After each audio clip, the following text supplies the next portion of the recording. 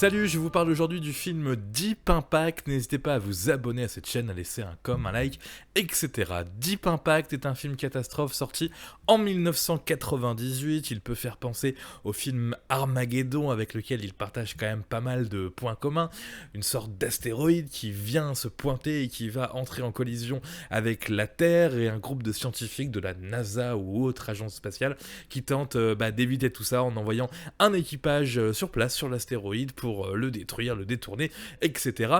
Je trouve que Deep Impact est bien meilleur qu'Armageddon puisque c'est beaucoup plus basé sur les personnages que l'on suit plutôt sur Terre, comment ils vont faire pour tenter de s'en sortir ou comment ils vont vivre leurs derniers jours. La distribution est en plus plutôt intéressante avec le tout jeune Elijah Wood, avec Téa Leoni ou encore Morgan Freeman dans le rôle, me semble-t-il, du président des États-Unis. C'est un film, contrairement à Armageddon, réalisé par une femme, Mimi Leder, et je trouve que ce film a un côté un petit peu comme les films de Roland Emmerich, genre Independence Day, où on va suivre plusieurs personnages et leur évolution dans des endroits différents des États-Unis. C'est un petit peu ce qui se passe dans ce film-là, donc c'est pour ça que je le trouve bien meilleur qu'Armageddon. On va passer moins de temps sur la comète et plus de temps sur Terre avec des moments hyper émouvants, hyper sympas.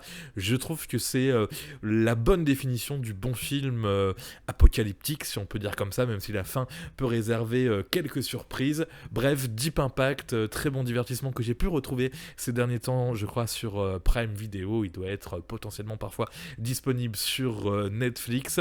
Je le recommande, je le préfère à Armageddon, et je trouve que c'est un très bon film de la fin des années 90 sur ce dossier-là, de fin du monde, d'astéroïdes, de comètes qui rentrent en collision avec la Terre. Donc je vous le recommande à 100%, ce film Deep Impact. N'hésitez pas à laisser votre avis à vous aussi si vous l'avez vu en commentaire. Bravo à Téa Leoni qui, comment dire, est très très très très sympa dans ce film, et puis en le regardant on s'aperçoit qu'elle est sympa dans plein de films, que ce soit dans Bad Boy, dans Family Man.